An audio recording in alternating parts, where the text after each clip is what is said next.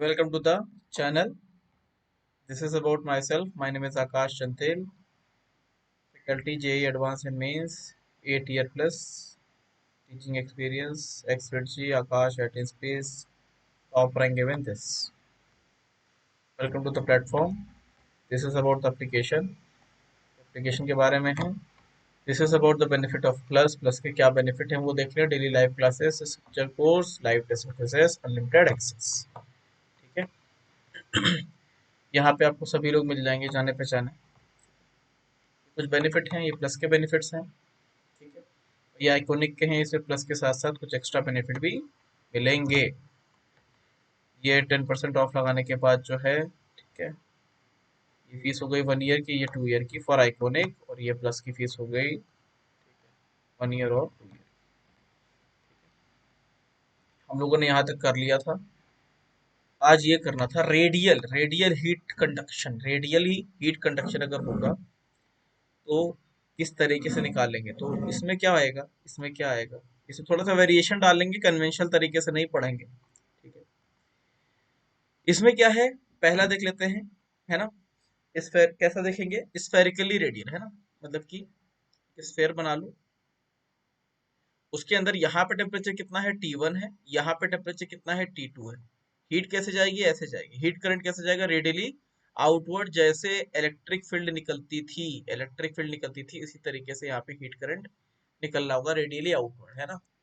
किसी भी टाइम पे अगर यहाँ पे स्फेयर बनाएंगे छोटा सा, है ना, तो कैसे निकालेंगे, dQ/dt. हीट करंट तो वही रहेगा ना, ऐसे किसी भी एक छोटी सी स्ट्रीम के लिए. देखिए तो कितना होगा, माइनस माइनस माइनस, कितना होता था, माइनस KA. किस तरीके से आएगा यहाँ पे, dt अपॉन में जो जो भी वहां का रेजिस्टेंस आएगा. तो रेजिस्टेंस कितना आएगा, dr. इसका रेजिस्टेंस dr कितना आएगा, वो आएगा 1 अपॉन में कंडक्टेंस, है ना. कंडक्टेंस नहीं, कंडक्टिविटी इनटू में जो लेंथ होगी dr. ऊपर क्या आता है, एरिया आता है ना. एरिया आएगा कि क्या आएगा, देखो r is equal to rho l by a. ऊपर लेंथ आ जाएगा कितना, dr. कितना आएगा, dr. नीचे एरिया आ गया 4 पाई r स्क्वायर. तो यहाँ जाने की जरूरत ही नहीं है, सीधे इसको इंटीग्रेट कर दो तो dr का r कितना हो जाएगा, 1 अपॉन में k, है ना. और 4 पाई नीचे ही रहेगा, -1/r. लिमिट कहाँ से कहाँ तक, अंदर कुछ r1 ले लो, बाहर कुछ r2 ले लो. ठीक है. कितना आएगा, 1 अपॉन में 4 पाई k, 1 अपॉन में r1 -1 अपॉन में r2 आ जाएगा. ठीक है. साइन सही करने के बाद तो ये नेट रेजिस्टेंस आएगा. dQ/dt that is heat current. dQ/dt that is heat current, वो कितना आएगा, temperature difference T1 minus T2 upon में. इस तरीके से आ जाएगा. लेकिन क्वेश्चन ये है ही नहीं, ये तो बुक्स में दिया रहता है. ठीक है. क्वेश्चन कुछ और है, क्वेश्चन ये है ही नहीं. क्वेश्चन कुछ और है, क्वेश्चन ये है.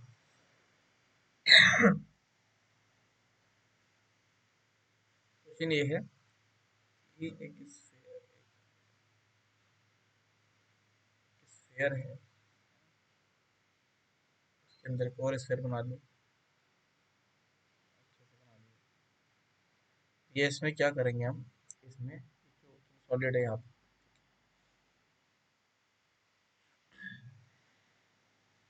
इसका टेम्परेचर कुछ T1 है, इसका टेम्परेचर कुछ T2 है. इसका जो कंडक्टिविटी है वो क्या है, is a function of r, है ना. किसका फंक्शन है, r का. यहाँ का रेडियस, अंदर का r1 रेडियस ले लेना, ये रेडियस ले लेना r2. कितना ले लेना, r2. ठीक है. इसका जो कंडक्टेंस है दैट इज k नॉट. किसी भी टाइम पे r² अपॉन में टोटल लेंथ ले लो, कितना, r2 नीचे कांस्टेंट है, r2 इज कांस्टेंट, है ना. दिस इज द, तो यहाँ पे ये बताना है. और एक और चीज है, चलो वो पहले इजी वाला देते हैं. पहले k इसका फंक्शन है, तो ये बताओ कि dQ/dt, जो dQ/dt होगा वो कितना आएगा. ठीक है. r कितना आएगा, पहले तो ये बताएं कि dQ/dt हीट करंट कितना होगा और रेजिस्टेंस कितना होगा. अभी तो आसान वाला दिया है, k के साथ चेंज हो, r जो है, r का फंक्शन है k. dQ/dt हीट करंट कितना आएगा और r नेट कितना आएगा. तो r नेट तो मैं बता देता हूँ, r नेट कितना आएगा, dr is equal to 1/k, ऊपर क्या आएगा डी आर, है ना, नीचे कितना जाएगा 4πr² है ना, 1 में के का वैल्यू डाल दो, k0 r² अपॉन का r², नीचे कितना है r2², 4πr², ऊपर डी आर, तो यहाँ से जो आर आएगा, आर कितना आएगा 1/4πk r2² है ना, डी आर अपॉन का नीचे कितना आ जाएगा 4πr², को 4 का इंटीग्रेशन कहाँ से कहाँ तक, r1 से लेके r2 तक कितना आता है, r2² अपॉन का 4πk r⁻⁴ प्लस हो जाएगा नीचे 3r³, लिमिट सही से डालना, ठीक है, r1 से लेके r2 तक, माइनस का साइन आ जाएगा तो लिमिट उल्टी हो जाएगी, आर नेट कितना आ जाएगा, आर नेट r2² अपॉन का 4πk, 12 कर लो इसको, 12 क्या आएगा, 12 कर लो,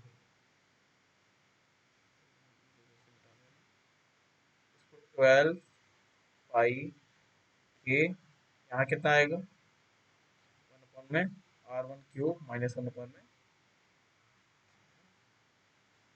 इस तरीके से आर नेट आ गया, ठीक है, ये तो लल्लू सा है, तो dq/dt बड़े आराम से आ जाएगा, कितना आ जाएगा t1 - t2। क्वेश्चन ये तो हल्का था इसलिए मैंने कर दिया, भारी वाला तुमसे कराएंगे।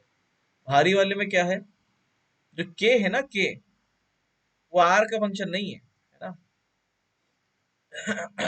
वो, चलो पहले इसको भी थोड़ा सा आसान कर देते हैं, k is function of temperature at any time है, यहाँ पे भी जो भी टेम्परेचर आएगा, यहाँ पे भी जनरल टेम्परेचर होगा, उसका फंक्शन है, टेम्परेचर के साथ चेंज हो रहा है, अपन में T1 कर लो।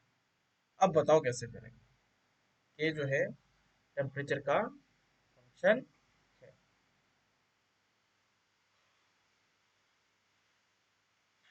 इसका आंसर चाहिए मुझे, इसका आंसर चाहिए, एक बार ट्राई करेंगे फिर बताएंगे कि कैसे आएगा।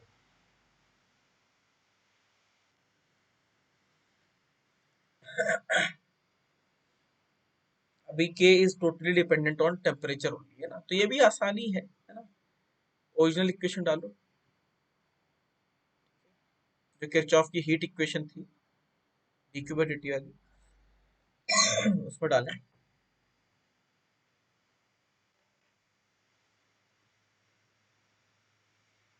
T1 का टेम्परेचर ज्यादा है,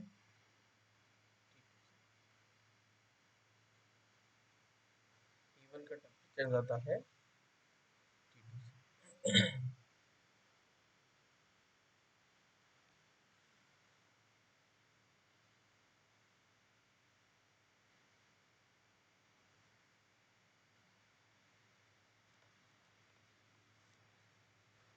पॉइंट पर ट्राई कर लो, इसके हिसाब से फिर आंसर बताएंगे।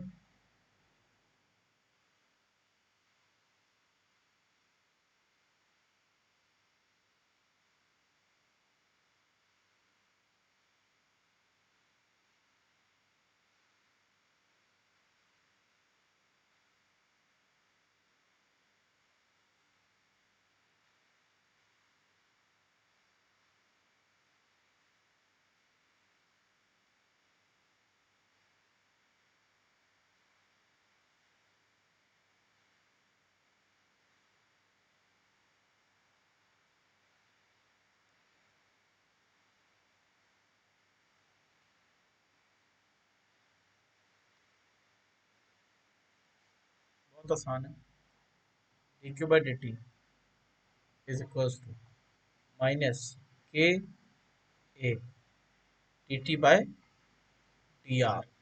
ये था original equation, original heat equation. अब dq/dt तो कांस्टेंट रहेगा, ये तो चेंज होगा नहीं, है ना, तो कांस्टेंट है, जितना आएगा उतना जाएगा, है ना, फ्लक्स, नेट फ्लक्स 0। अब क्या करेंगे, k का वैल्यू डाल दो, कितना k0 t अपन का T1, एरिया कितना किसी भी टाइम पे 4πr² है ना, dt का डी आर, माइनस का साइन कभी दिक्कत नहीं दे सकता, माइनस का साइन कभी भी दिक्कत नहीं दे सकता अगर ये मालूम है कि हीट कहाँ से कहाँ जा रही है तो। डी आर, सारे कांस्टेंट एक साइड कर दो, जैसी इच्छा करे वैसा कर दो, फर्क नहीं पड़ेगा। K naught 4 pi R square, integrate कर देंगे, आर का वैल्यू कहाँ से कहाँ तक, R1 से लेके R2 तक, ठीक है, is equals to, T D T, क्या कर देंगे, टी डी टी, टी का वैल्यू कहाँ से कहाँ तक, T1 से लेके T2 तक, है ना, मॉड लगा के कर लो, कहीं पे भी साइन का कोई समस्या आएगा तो अपने आप रिजॉल्व हो जाएगा, ठीक है, बस इतना आएगा इसका, बहुत ही सिंपल है।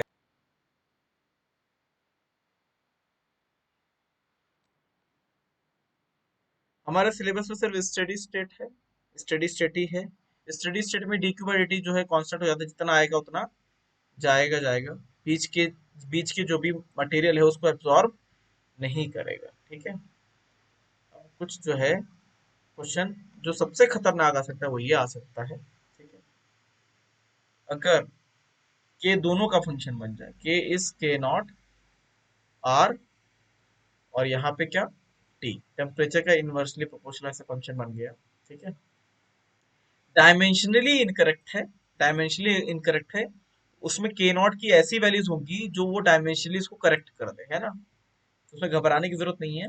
इस केस में कैसे निकालेंगे, इसको भी क्या करना है, कुछ भी नहीं करना है, D Q by D T, D Q by D T, heat current, क्या करेंगे, is equal to minus K A D T by D R कर दो, ठीक है, माइनस के 4 पाई आर स्क्वायर, के का वैल्यू डाल देंगे यहाँ पे, के का वैल्यू यही डाल दो, बार बार करने की कोई जरूरत नहीं है, K naught R by T 4 pi R square D T का डी आर, बाकी खुद ही समझदार हो कैसे इंटीग्रेट,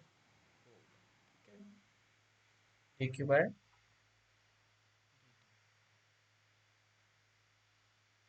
यहाँ पे कौन कौन गया, यहाँ पे गया डी आर, ऊपर चला गया, के नॉट नीचे आया, 4 पाई R³ नीचे आया, ठीक है, सभी कुछ आगे नीचे है ना, minus D T by T, limit कहाँ से कहाँ तक, T1 से लेके, जनरल निकालना है तो T1 से लेके टी तक निकाल दो, इसको जनरल निकालना है तो R1 से लेके R तक निकाल दो, बस, है ना, दोनों सबके सब इंटीग्रेशन में पार्टिसिपेट कर देंगे। इसीलिए ये वाली डिफरेंशियल इक्वेशन याद होना बहुत जरूरी है, अदरवाइज मामला गड़बड़ हो सकता है, ठीक है भाई, ठीक है, चलो भाई आगे बढ़ेंगे।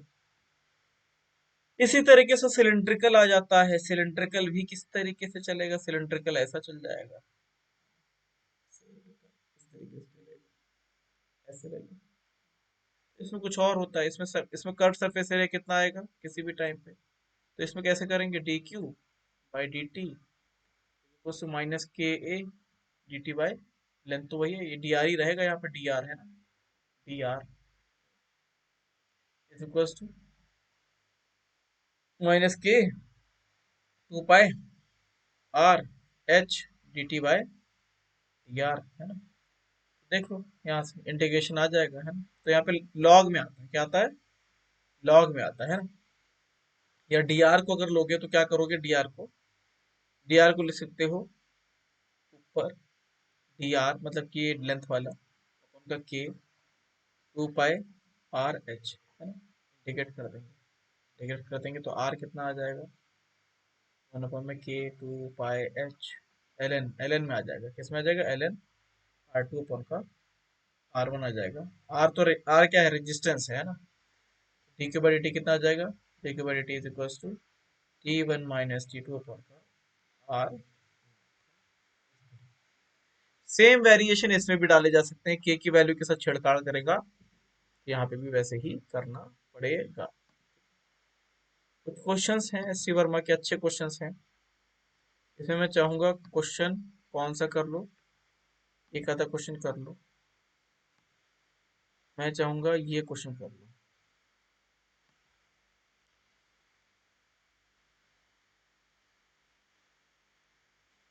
3 क्वेश्चन।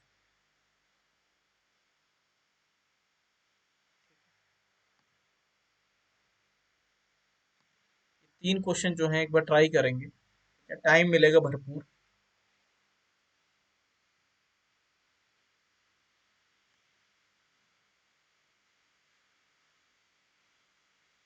टाइम भरपूर है इन 3 क्वेश्चन को करने का,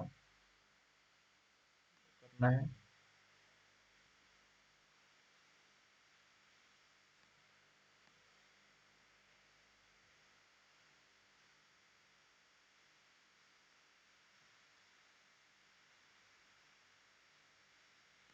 आंसर रेफरेंस के लिए रख लिया है।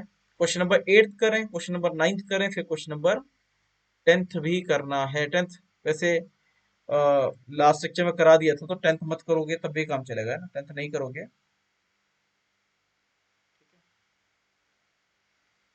अगर 10th नहीं भी करोगे तो भी काम चल जाएगा, है ना। 10th नहीं करना है, सिर्फ 8th और 9th करना है ना। पूरा का पूरा करंट इलेक्ट्रिसिटी पे बेस्ड है, कुछ भी डिफरेंस नहीं है, कोई भी डिफरेंस नहीं है भाई, ठीक है, कोई भी डिफरेंस नहीं है।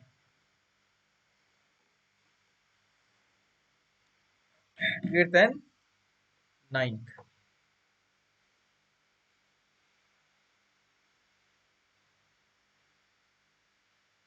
ठीक है बेटा, 8th और 9th करेंगे सबके सब।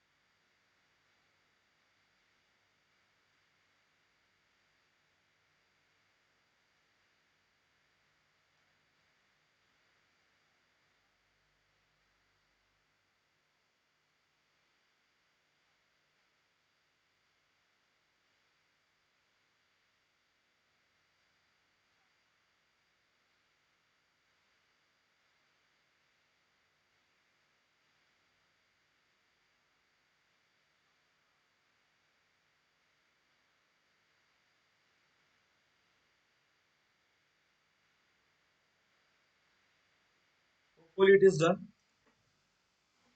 हो चुका होगा इसमें।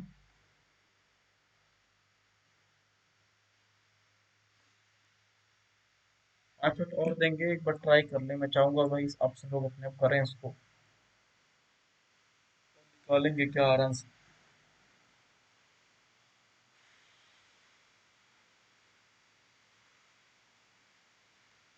पहला क्वेश्चन मैं करने जा रहा हूँ। Four identical rod A B, length कितना है L, L L by two, L by two. Resistance इसको ले लो आर, आर है ना, आर रेजिस्टेंस तो R by two, R by two. इधर का रेजिस्टेंस कितना हो गया, ये रेजिस्टेंस बी तक 3 आर बाय, ये 3 आर बाय, ये है ना, ये ये अच्छा, आप देखेंगे यहाँ पे फोर आइडेंटिकल रॉड इतना है ना, सबका सब कुछ बराबर है ना, आई के है ना, इसलिए मैंने दे दिया। एक का टेम्परेचर कितना है, ए का, इट इज, ई, ई का टेम्परेचर कितना है यहाँ पे, एफ का टेम्परेचर कितना है भाई, 8। क्वेश्चन किस पे बेस्ड है, क्वेश्चन किरचॉफ के जंक्शन लॉ पे बेस्ड है, कितना, जंक्शन लॉ पे बेस्ड है। क्या पूछ रहा है, बी का टेम्परेचर पूछ रहा है, किसका, बी का। आई वन करंट यहां से आएगा, I2 करंट यहाँ से आएगा, ठीक है, या लिख लो I3 इधर से आएगा, I3 और जाएगा यहाँ से कितना, I।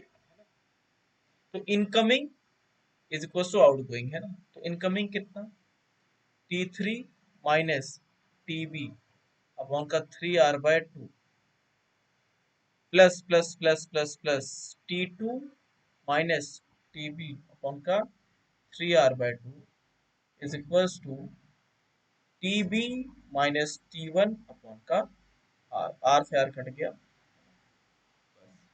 यहाँ से कितना आराम से निकाली जा सकती है, बहुत सिंपल है। जेई ने भी इसी पे क्वेश्चन कई बार पूछा हुआ है, जेई ने भी कई बार यहाँ पे क्वेश्चन पूछा हुआ है, ठीक है। अगर एक इसमें क्वेश्चन मॉडिफाई कर दिया जाए, थोड़ा सा क्वेश्चन को मॉडिफाई कर दें, क्वेश्चन को ये मॉडिफाई कर दें कि एक यहाँ पे एक यहाँ पे एक मील रखी हुई है, इस मील में क्या होता है,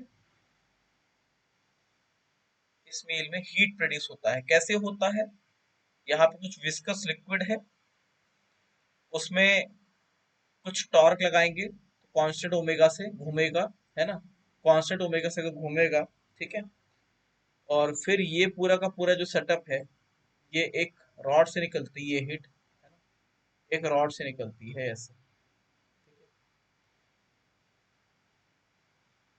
इनिशियली इसका कुछ जो भी टेम्परेचर हो, कुछ टेम्परेचर था,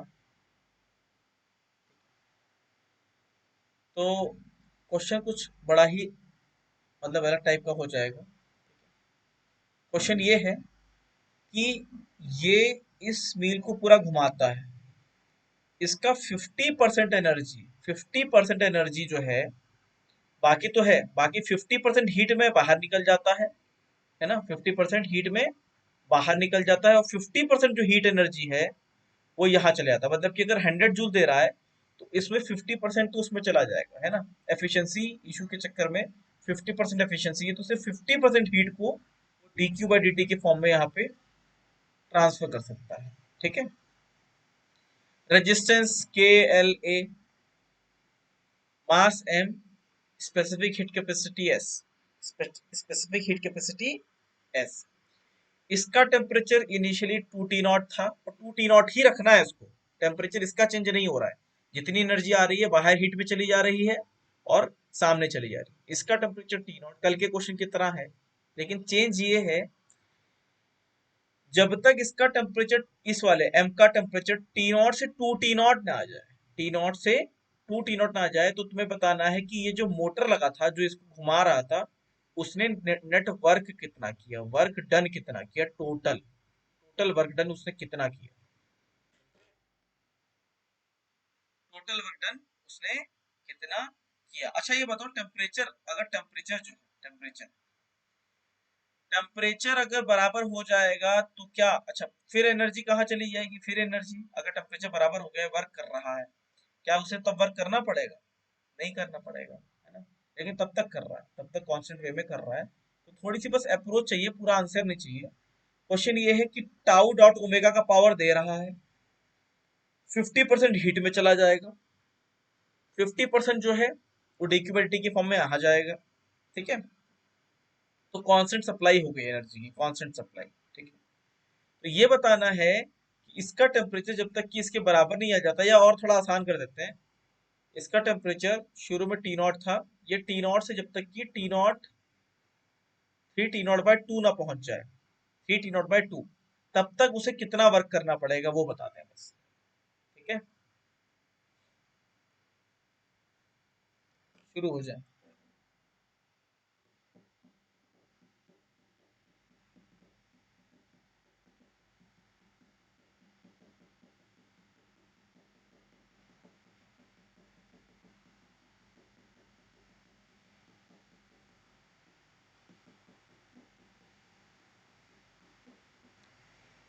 अगर कहीं डिफिकल्टी लगे तो बस ये समझ लेना, कैसे भी कुछ भी 50% जाए 50 ना जाए, इसको हटा दो थोड़ी देर के लिए, कंफ्यूजन कर सकता है, कंफ्यूजन कर सकता है, ठीक है, बस ये समझ लो कि यहाँ का टेम्परेचर 2T0 मेंटेन रहेगा और ये लगातार इतनी पावर दे रहा है। अब जो भी एनर्जी जा रही है कहीं पे भी नहीं जा रही, सिर्फ इसी में जा रही है ना, सिर्फ इसी में जा रही है। ठीक है, क्योंकि इसको मेंटेन भी तो करना है ना। तो ये बताना है टोटल वर्क डन कितना है ना। थोड़ा सा मुश्किल हो जाएगा अगर हीट एक्सचेंज वाला लगा देंगे, थोड़ा सा मुश्किल हो जाएगा, इसे इजी करना है, इजी वे में बताएं कितना आएगा।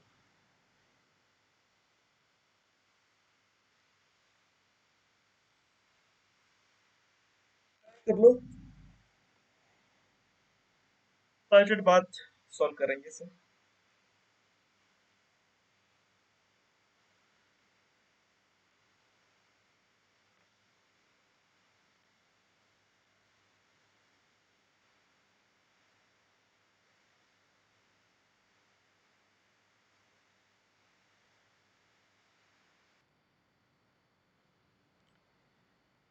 आशा है आंसर आ गया होगा इसका। देखो इसमें क्या करेंगे भाई, है ना, पुराने वाले की तरह करेंगे। D Q by D T क्या हो जाएगा, D Q by D T power बन जाएगा, क्या बन जाएगा, डी क्यू बाई डी तो पावर हो गई ना भाई, हीट अपॉन में टाइम हुआ ना। तो ये पावर कहाँ से आ रही है, टाउ डब्ल्यू से आ रही है ना, बस इतना ही करना था। इतना पावर इज इक्वल्स टू किसी भी टाइम पे हीट एक्सचेंज क्या था भाई, 2T0, 2T0 माइनस का किसी भी टाइम पे टी, है ना, जो भी था। लेकिन अब कहोगे कि ये गलत आ रहा है, ये तो गलत आ रहा है ना। क्वेश्चन में क्या करेगा, क्वेश्चन में क्या कर देगा, कुछ और पूछ देगा, है ना। चलो जितना भी पावर आ रहा है ये तो समझ गए ना, स्टडी स्टेट में क्या होगा वो, इसको हटा दो। बस इतना करो कि that is equal to M S D T अपन में ऐसे, इस तरीके से। तो यहाँ तक tau omega D T integrate कर दिया। ठीक है, अच्छा एक चीज और बता रहा है, ये पॉसिबल नहीं है कंडीशन जो मैं लिखने जा रहा हूँ, मैं आंसर तो निकाल दे रहा हूँ लेकिन ये पॉसिबल नहीं है। ठीक है, क्यों नहीं पॉसिबल उसको बता देते हैं। डी टी, अब देखो डी टी मतलब कोई ना कोई ये चीज वेरिएबल करनी पड़ेगी, चाहे ओमेगा करो, चाहे टाउ करो, चाहे यहाँ पे के को करो, चाहे ए को जो भी करना है ना। ये चीज वेरिएबल करनी पड़ेगी, अदरवाइज ये कंडीशन पॉसिबल है नहीं। ठीक है, वरना लोग कहेंगे कि अंटे शंटे कुछ भी पढ़ लिया। 0 से लेके टी तक टाइम लिख दिया, टेम्परेचर कहाँ से कहाँ तक जाएगा, टी नॉट से लेके 3T0 पॉसिबल क्यों नहीं हो बता देते हैं। अभी जो मैंने एक इक्वेशन लिखी थी उसकी वजह से पॉसिबल नहीं, ध्यान से देखना। Tau dot omega is equal to conduction क्या, 2T0 माइनस किसी भी टाइम पे यहाँ का टेम्परेचर टी अपॉन का रेजिस्टेंस, रेजिस्टेंस अगर तुमने कांस्टेंट ले लिया कितना, एल अपॉन का के ए। तो भैया ये टर्म है कांस्टेंट और ये तो वेरिएबल होगा ना, 2T0 तो 2T0 ही रहेगा, लेकिन टी तो चेंज होगा ना, तो पॉसिबल है ही नहीं। तो इस टर्म को, इस पूरे टर्म को कांस्टेंट करने के लिए नीचे वाले में से, तीनों में से किसी एक को वेरिएबल होना ऐसे जरूरी है कि रेशियो कभी भी चेंज ना हो, अदरवाइज कंडीशन पॉसिबल नहीं है। खैर एग्जाम में वो डेटा दिया रहेगा, है ना। ठीक है,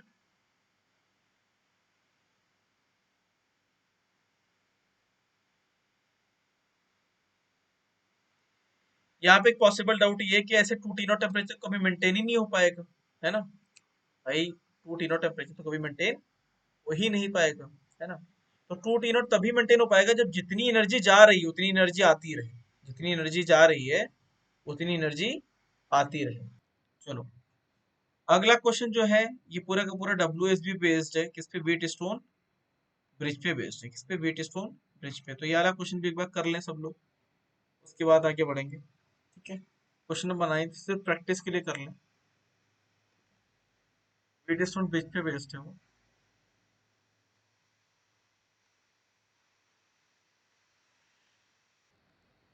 9th वाला क्वेश्चन सब लोग करें।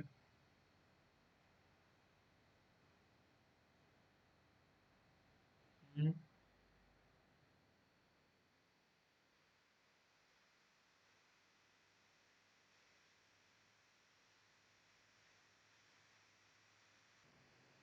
इस क्वेश्चन को थोड़ी देर के लिए यहाँ पे ये हटा दो सब लोग, है ना? हो सकता है कई लोगों को शायद डाउट आ गया हो इसमें। इस क्वेश्चन में अगर थोड़ी देर के लिए इसको हटा दें, तो अगर पहले टेम्परेचर डिफरेंस ज्यादा था तो ये लेता था 10 जूल पर सेकेंड की स्पीड से। ठीक है, तो यहाँ पे सप्लाई कितना होना चाहिए, 10 जूल पर सेकेंड। फिर क्या हुआ, थोड़ी देर में टेम्परेचर डिफरेंस कम हुआ, अब ले रहा है 8 जूल पर सेकेंड। तो सप्लाई कितना होना चाहिए, 8 जूल पर सेकेंड। ठीक है, फिर क्या हुआ, 2 जूल पर सेकेंड। एक्चुअल में प्रैक्टिकली रिक्वायर्ड कंडीशन है कि जितना इसका जाने का रेट हो उतना आने का रेट हो, तभी 2T0 पे रहे, तभी 2T0 पे रहेगा। लेकिन यहाँ पे ऐसा नहीं है, यहाँ पे आने का रेट बराबर है ना। आने का रेट अगर बराबर है और जाने का रेट जो है किस पे डिपेंड करेगा, टेम्परेचर डिफरेंस अपॉन में रेजिस्टेंस। टेम्परेचर डिफरेंस कम होता जा रहा है, टेम्परेचर डिफरेंस कम होता जा रहा है, तो आर को भी वेरिएबल होना पड़ेगा, उसी प्रोपोर्शन में कम होना पड़ेगा, ताकि वो हीट को बराबर देता रहे, हीट को बराबर देता रहे।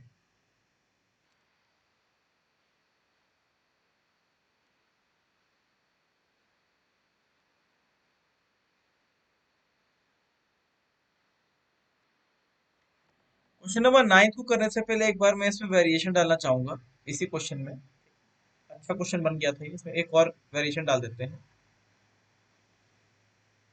काफी बढ़िया है क्वेश्चन।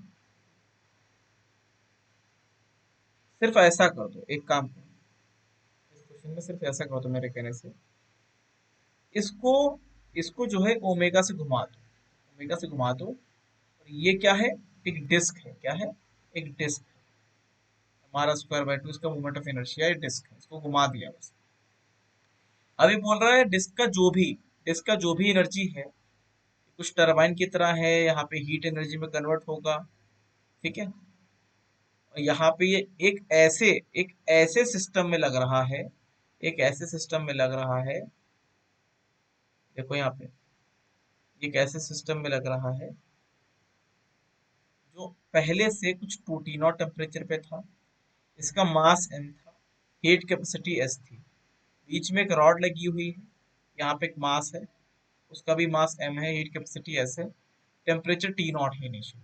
ठीक है, L K A। और प्रैक्टिकल सिचुएशन डाली है, हीट में कोई मतलब कि लीकेज, एनर्जी लीकेज यहाँ पे नहीं है, यहाँ पे क्या एनर्जी लीकेज नहीं है। डिस्क की जो भी रोटेशनल काइनेटिक एनर्जी है वो पहले इसमें जाएगी, ठीक है, इसमें जाएगी, और यहाँ से जो भी तुम्हारा dq बाई dt वो इसमें जाएगा, है ना। तो ये बताना है जब वो रुक जाएगा तो सबका टेम्परेचर क्या होगा, है ना। जब वो रुक जाएगा तो सबका टेम्परेचर क्या होगा। ठीक है, तो एक रफ अप्रोच बता दे, एक रफ अप्रोच क्या लगेगा। ठीक है, एक रफ अप्रोच बता दो क्या लगेगा। ठीक है, इसमें फाइनली बताना है जब वो स्टेबल हो जाएगा, पूरा सिस्टम इक्विलिब्रियम में आ जाएगा, तब सबका टेम्परेचर क्या होगा, बस इतना बताना है। जब वो पूरा सिस्टम इक्विलिब्रियम में आ जाएगा तब सबका टेम्परेचर कितना होगा, है ना। क्वेश्चन में बस इतना है।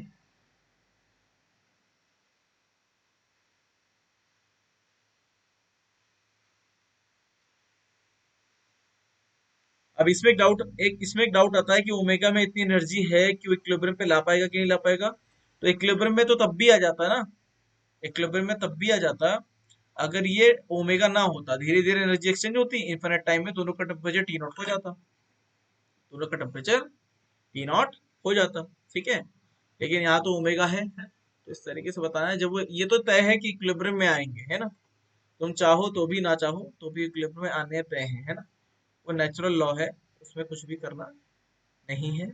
अब अल्टीमेटली ये बताना है कि जब वो इक्विलिब्रियम में आ जाएंगे, जब वो इक्विलिब्रियम में आ जाएंगे तो सिस्टम का इधर का उधर का टेम्परेचर तो सेम होगा, वो टेम्परेचर कितना होगा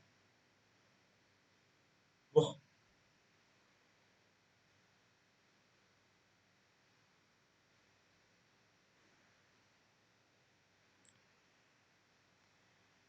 ये क्वेश्चन बन गया कैलोरीमेट्री का, किसका बन गया, कैलोरीमेट्री का। Initial energy is equal to final energy, और कुछ नहीं करना। इनिशियल एनर्जी कितना है, half I omega square rotation वाली, plus M S two T nought, plus M S T nought is equals to, अब किस में चला गया, फाइनल में M S T F plus M S T F. बस इतना से करना है, और कुछ भी नहीं करना है। लल्लू सा क्वेश्चन, कुछ भी ज्यादा दिमाग नहीं लगाना है, बहुत हल्का सा। ठीक है, आगे बढ़ते हैं। कन्वेक्शन, कन्वेक्शन में क्या होता है भैया, कन्वेक्शन जनरली लोग छोड़ देते हैं, लेकिन ऐसे छोड़ना नहीं चाहिए, कन्वेक्शन में क्वेश्चन आ जाता है। ठीक है, जो कन्वेक्शन होता है उसमें मीडियम खुद मूव कर जाता है, मीडियम खुद मूव करता है। जैसे अगर कप ऑफ टी है, बढ़िया फर्स्ट क्लास, इसमें क्या रहता है, दो टाइप के कन्वेक्शन होते हैं, एक तो फोर्स, एक नेचुरल, है ना। एयर आएगी, हीट एनर्जी खींचेगी, वापस चली जाएगी, फिर नई एयर आएगी, है ना, वो मीडियम आएगा, हीट खींचेगा, वापस चला जाएगा, है ना। और ऊपर से तुमने फूंक मारना शुरू कर दिया तो जल्दी जल्दी एयर का फ्लो बढ़ जाएगा, है ना। तो ये फोर्स कन्वेक्शन हो जाएगा, क्या हो जाएगा, फोर्स कन्वेक्शन, है ना। तो मीडियम, मीडियम के किन किन प्रॉपर्टीज पे कन्वेक्शन डिपेंड करता है, कन्वेक्शन, है ना। देखो कन्वेक्शन का क्या होता है formula, D Q by D T, D Q by D T is equal to H A D T, temperature difference, क्या, डेल्टा टी, डेल्टा टी मतलब वही टेम्परेचर डिफरेंस जो भी होगा, कहाँ पे टेम्परेचर डिफरेंस, इसका टेम्परेचर जो सरफेस है वो टी, और ऊपर ये T1 और T2 और जो मीडियम है, मीडियम बाउंड्री है, उनके बीच में जो टेम्परेचर डिफरेंस है उस पर डिपेंड करता है। ए क्या है, एरिया एक्सपोज, मतलब कि अगर तवे को ऐसे रखोगे उल्टा तो कन्वेक्शन अच्छे से होगा, ज्यादा एरिया एक्सपोज, है ना, जल्दी ठंडा होगा। यही रीजन है कि गर्म पानी को अगर कप में रखोगे तो बड़े बाउल में रखोगे तो बड़े बाउल में जल्दी ठंडा होगा क्योंकि सरफेस एरिया बढ़ा जाएगा, है ना। दो फिगर है, से एरिया लगभग, एरिया जो है, एरिया लगभग जो है, अगर देखा जाए एक्सपोज सेम है। पहली बात तो अगर ऐसे करोगे, हथेली को अगर ऐसे करोगे, खोलोगे इस तरीके से, तो एरिया बड़ा होगा कंपेयर टू क्या, बंधे हुए से, है ना। तो अगर बस दो फिगर हैं, अगर ऐसे बोलते हैं तो साफ साफ दिख रहा है इसमें कन्वेक्शन ज्यादा अच्छे से होगा क्योंकि मीडियम आराम से फ्लो करके निकल जाएगा ना, कन्वेक्शन बेटर होगा, किसमें होगा, इसमें बेटर होगा कंपेयर टू इससे, है ना। तो पहले वाले का कन्वेक्शन दूसरे वाले से काफी बेटर रहेगा। दूसरी चीज है एच का वैल्यू, एच का वैल्यू, है ना। एच का वैल्यू किस पे डिपेंड करता है, ठीक है। पहला, पहला है विस्कोसिटी, किस पे, विस्कोसिटी, विस्कोसिटी ऑफ मीडियम। दूसरा हीट कैपेसिटी, ठीक है, किस पे, हीट कैपेसिटी, हीट कैपेसिटी पे भी डिपेंड करता है। तीसरा फ्लो, फ्लो का मतलब वही विस्कोसिटी आ गया, लेकिन फिर भी फोर्स फ्लो जो भी हो सकता है, ठीक है। तो इसमें बताते जाए एच का वैल्यू किस पे डिपेंड कर रहा है, ठीक है। यहाँ पे मैंने आगे वैसे लिखा हुआ है, विस्कस अगर होगा तो मोशन मुश्किल होगा, तो lower the viscosity higher the H. Heat capacity पे बताएं, हीट कैपेसिटी पे कैसे डिपेंड करता है, हीट कैपेसिटी पे एच का वैल्यू कैसे डिपेंड करता है, हीट कैपेसिटी पे। तीसरा एक और मैं लिख देता हूं, थर्मल एक्सपेंशन, क्या, थर्मल एक्सपेंशन, थर्मल एक्सपेंशन। इन तीन चीजों पे एच का वैल्यू किस तरीके पे डिपेंड कर सकता है वो बताएं। हीट कैपेसिटी ज्यादा होगी तो अच्छा होगा, या हीट कैपेसिटी कम होगी तो अच्छा होगा।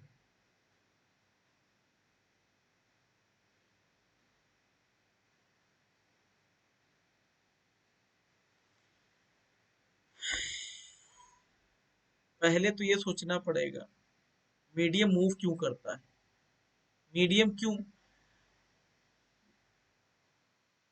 मीडियम क्यों मूव करता है भाई, मीडियम को क्या पड़ी मूव करने की, वो चुपचाप हीट लेता रहेगा। मीडियम इसलिए मूव करता है कि जब वो हीट एनर्जी एब्जॉर्ब कर लेता है उसकी डेंसिटी में डिफरेंस आ जाता है कंपेयर टू अदर, ठीक है। तो वो क्या हो जाएगा, हीट एब्जॉर्ब करते ही, अच्छा, अगर कहीं पे भी कोई रूम है तो फ्लोर के पास ठंडी हवा ज्यादा रहेगी या गर्म हवा, हल्का कौन होता है, गर्म हवा या ठंडी हवा, ठंडी हवा जो होती है उसकी डेंसिटी ज्यादा होती है कंपेयर टू हॉट एयर, है ना, इसलिए हॉट एयर बलून ऊपर उड़ता है, ठीक है। तो मीडियम क्या करता है, हीट एनर्जी लेता है, ठीक है, एब्जॉर्ब करता है, उसकी डेंसिटी कम होती है वो ऊपर चला जाता है, फिर दूसरा मीडियम आता है। थोड़ा सोच के बताएं कि हीट कैपेसिटी और थर्मल एक्सपेंशन पे एच कैसे डिपेंडेंट है।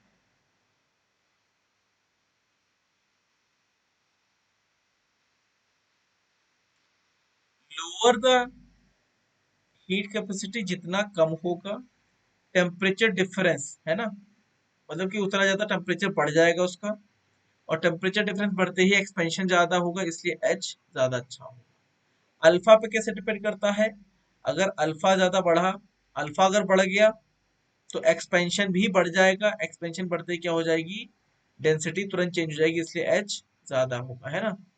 तो थर्मल एक्सपेंशन अगर ज्यादा एक्सपेंड करती है, ज्यादा अगर एक्सपेंड कर जाती है, तो तुरंत ही उसकी डेंसिटी एम बाई वी के हिसाब से वी बढ़ जाएगा, तो डेंसिटी तुरंत घट जाएगी, खटाक से ऊपर चला जाएगा, है ना।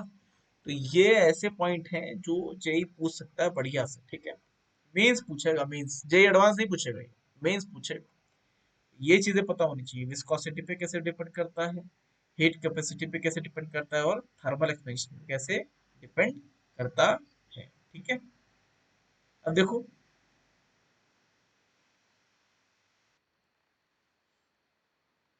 यहाँ पे एस, अगर एस कम होगा, एस क्या होता है, डी क्यू अपॉन का D, D T is equals to, है ना।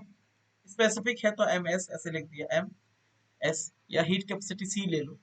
बात एक ये heat capacity, specific heat capacity की बात करते हैं।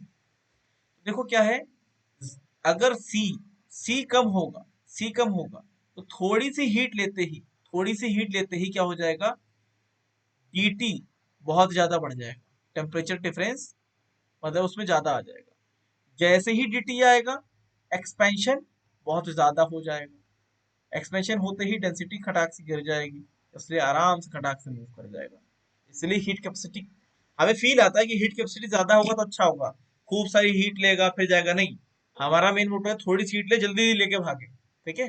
तो जितनी जल्दी लेके भागेगा उतना अच्छा कन्वेक्शन होगा, ठीक है भाई। तो कन्वेक्शन के कुछ पॉइंट निकल के आते हैं, है ना। क्या क्या, वेदर द फ्लैट इज, देखो जो सरफेस है वो कैसा होना चाहिए, फ्लैट होना चाहिए, कर्व होना चाहिए, तो देख लो सबसे अच्छा कहाँ पे होगा, अगर तीन की बात करें, तीन, है ना। पहला, दूसरा, तीसरा, फर्स्ट, सेकंड, थर्ड।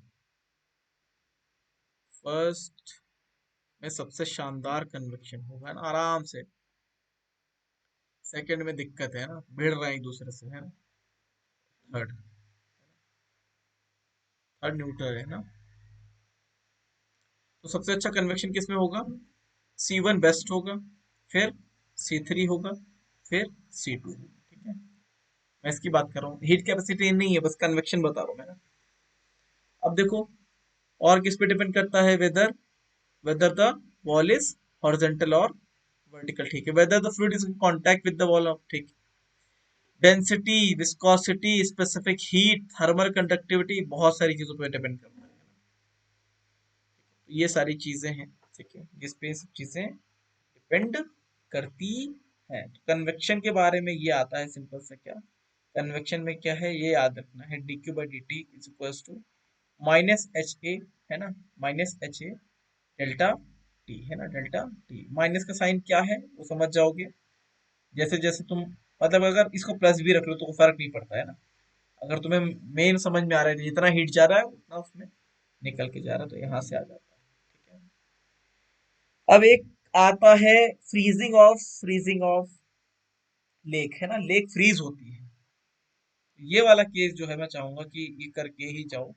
आज रेडिएशन तो नहीं करा पाएंगे, लेकिन ये वाला केस करा देंगे, ठीक है। तो ये वाला केस मैं चाहूंगा कि तुम करो,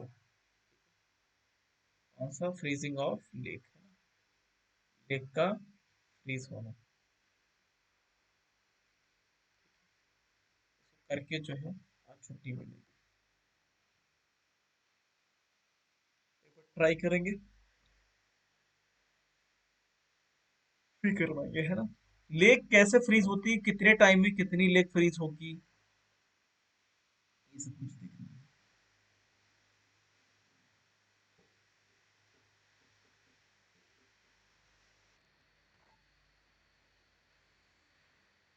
यहाँ पे कुछ चीजें समझ लेना, ट्राई करते टाइम, कि वाटर जीरो पे ही फ्रीज होता है, ठीक है, वाटर जीरो पे ही फ्रीज होता है, और कोई तांत्रिक विद्या नहीं लगानी है।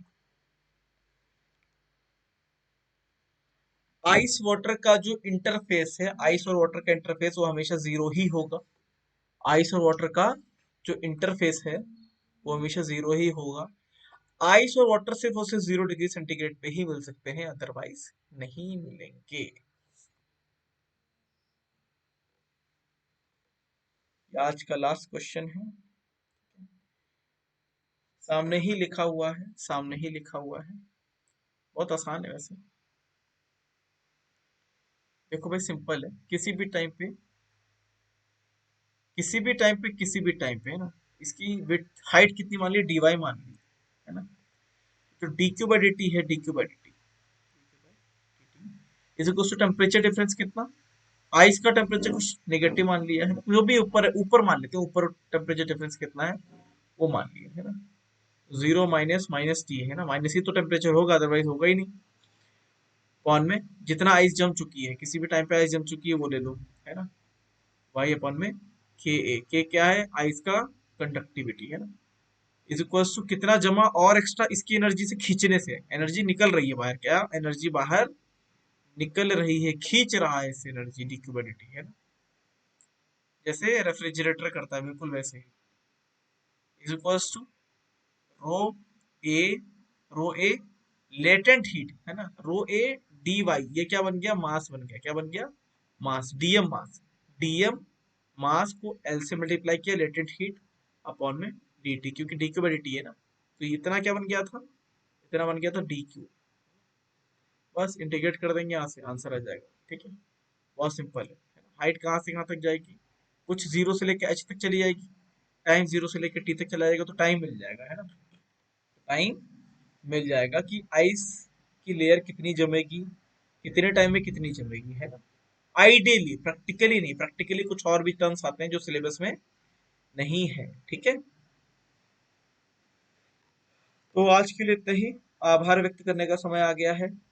बहुत बहुत धन्यवाद आज की क्लास में आने के लिए। भगवान करे आप ऐसे ही आजीवन क्लास क्लास में आते रहे, ऐसा ना हो, है ना? भगवान ऐसा करे कि सिलेक्ट हो जाओ, है ना। ठीक है, तो दोबारा क्लास में आने की जरूरत ना पड़े अगले साल। आज के लिए इतने, बाय बाय।